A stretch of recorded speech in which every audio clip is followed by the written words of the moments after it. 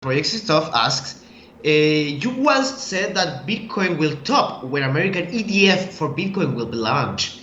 Is this still the case? Yeah, I think so. I think we will have some sort of drawback eventually. I don't. Now I'm starting to think that maybe, just maybe, we might not see the 80% drawback. Especially since I watched listened to that podcast. It made so much sense, right?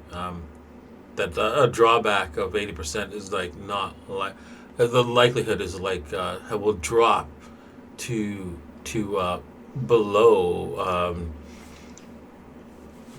below like at least 10%, right? Or 90. Yeah, there's only a 10% probability or less that an 80% drawback on Bitcoin could happen. Now, with that said, I think the 61.8 is not out of the question, right? So so a 60% drawback is a higher probability. It's still in the cards. That's pretty heavy as it is, right? For most people on Wall Street. So I'd expect at least that going forward. So yeah, I'm thinking we're going to 1.2 and coming back 61.8 only. That's crazy. All right, next question. Next question. Question is going to be from Andy G Man.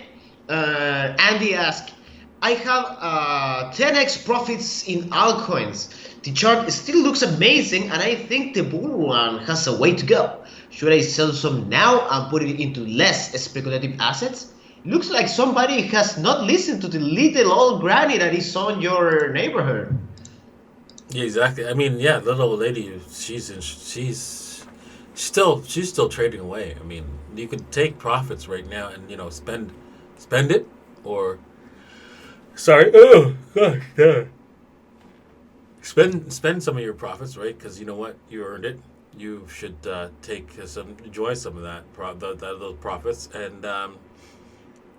and also as for moving into other assets, I mean, there's if we take a look at the dominance, it's still early, right?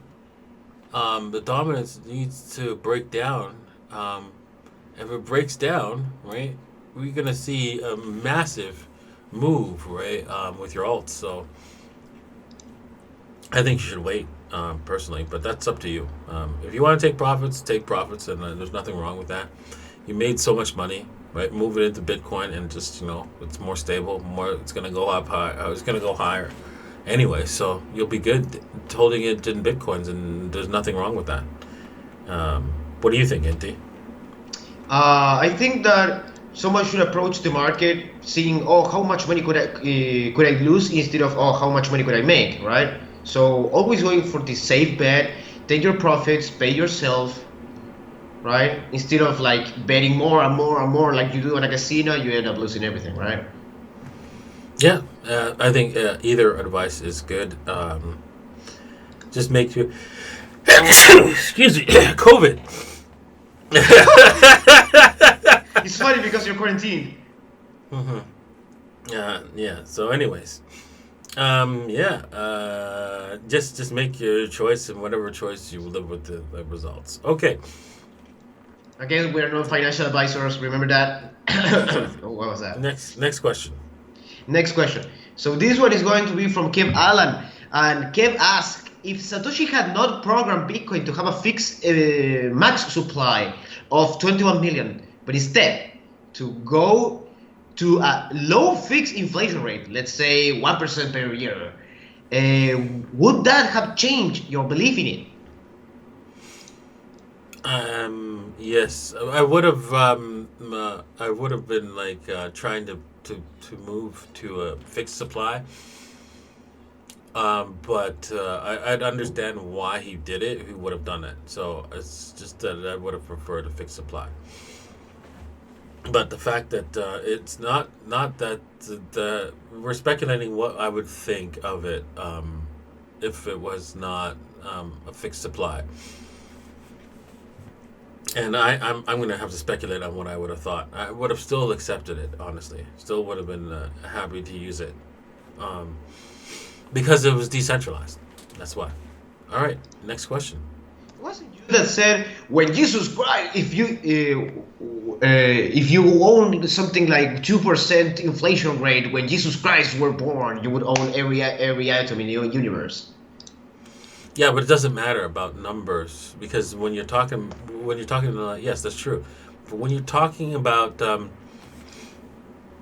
what's it called? Just digital numbers. There's no stop to a number, right? When it's on a computer, right? So it doesn't matter, right? The only problem is, right, of course, with a constant inflation rate, you have to plan ahead based on that inflation rate, and so it's acceptable. And you can still, what's it called? Market participants can plan because they already know what the inflation rate is. They already know what the measurement tool is. So it's acceptable, right? Even though those numbers will continue to increase, the supply will continue to increase forever. It's still an acceptable a thing because because it's fixed because you have a fixed point reference. Do you understand? You have something to say, okay, well, I know what's going to happen in the monetary regime. Yeah, in our current monetary system, right? You don't know whether or not Janet Yellen or what's his name, Jerome Bomber Powell, right, comes and says, you know what? I feel like I'm going to drop a couple trillion on Wall Street right now. Right? You just don't know. so, Oh my so, god! Oh my god! so yeah, that's the difference. All right, next question.